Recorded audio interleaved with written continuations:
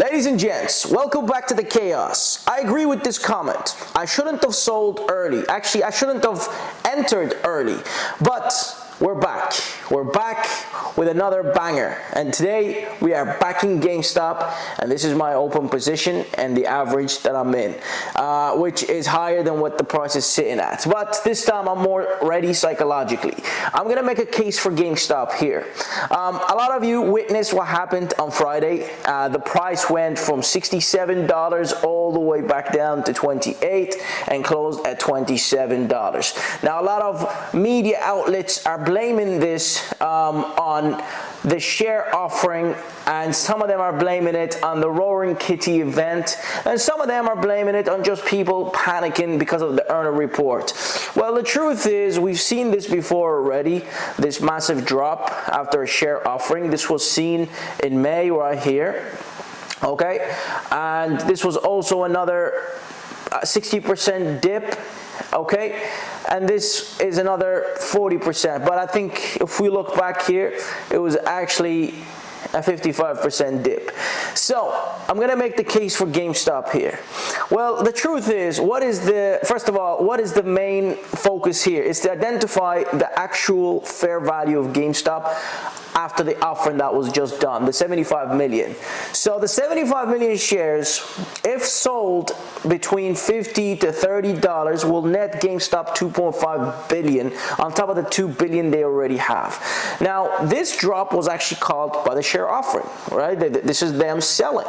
As we were going, you know, this was released on Friday, and then they started selling. This is what you do when you put out an article to say we're gonna start selling, offering shares.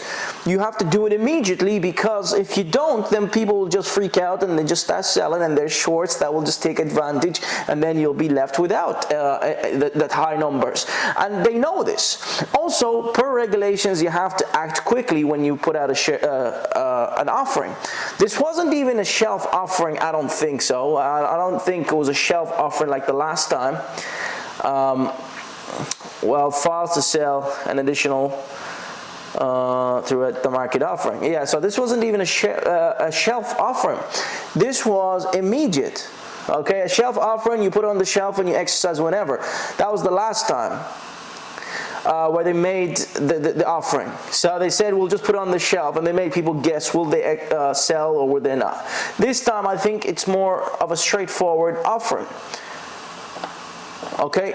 Correct me if I'm wrong, but this is great, because we know as soon as they said 75 million, we're gonna sell, and that's great. Now we know the drop is out the way. We may get a slight hiccup on Monday to go to $25, but it seems like we're good now. We're in a good space to return back to where we were. And the short interest, if we look at the short interest, guys, it's 25%. Okay, short interest. If we look at the 7 days, it's up 8%, and short interest 62 million. The cost to borrow has actually increased, so it's not 3.4%. It has actually gone up by 26%. So the cost to borrow now is $8 or 8%.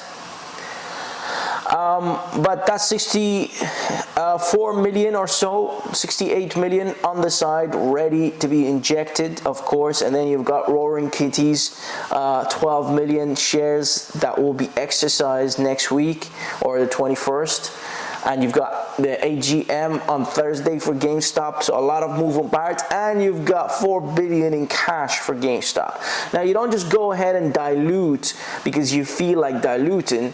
I'm pretty sure the CEO has a plan this time around. 4 billion, you can buy 2 companies and still have money left over, a billion or 2. So this is great, guys, because what this means for GameStop is, yes, its main business is struggling and they're cutting down. So I'd be worried if I see a CEO that you know is just constantly throwing money at something that doesn't work. Instead, these guys have been closing stores, just getting rid of store, getting rid of revenue, bad money. And we're seeing it in the earner report. So this is great. This tells you these guys, the management, the directors, They know what they're doing. They're not stupid. Like look at AMC, for example. These guys just swallow money and hope to survive, right? This is a different business. They're collecting money to go establish something new because they know this is a dying business, right? Bricks and mortars. But they're still going to keep it as a segment. Now, $4 billion, that's like 2 GameStops at this stage. But the good news is the share offering, once they announced that it was complete, then really what you get is a recovery like last time, what we've seen with GameStop right here, guys. After this drop, okay, we ended up with a massive recovery, 150%. And this drop is peanuts compared to what's about to come, because I believe now that retail traders know their leader's back, Roaring Kitty, all right, and he came on the stream, he was joking around. There was no way he was gonna pump or talk about the company in a positive way in his first video, especially when the dilution was happening. And I think he understands that what's coming is going to be big. Like, you don't just put that much money for no reason. I'm pretty sure you might have some insider information too. I don't know, speculation. Maybe he had a chat with one of the directors. I don't know. All I'm saying is a lot of people understand that there's something big coming for GameStop. Now, my original entry was 25. Yes, I got out at 26. Now I'm back in at 29. So it makes sense, guys. It makes sense to enter this when the company is now at $4 billion. It is unfortunate for those people who bought at $60 or so, but I believe this company can be worth over $100, especially when they begin acquisitions. Dilutions isn't a bad thing if you're going to create value for investors. That's one thing you have to understand, guys. Now, this is not for the faint-hearted, because you look at these ups and downs, it's crazy. Okay, it's a lot of ups and downs. So I've already covered the financials of GameStop. I don't need to cover the financials. It's improving in cutting costs. Imagine $4 billion. If you just leave $4 billion in cash, you can earn interest to cover the expenditure while you try to look for a company to acquire. That's all I'm saying. All I'm saying is, with $4 billion on interest alone, you can cover the minus figures that you're seeing for GameStop. So what is GameStop worth now at this stage? $20, $25, $30? That's the retailer to say, okay?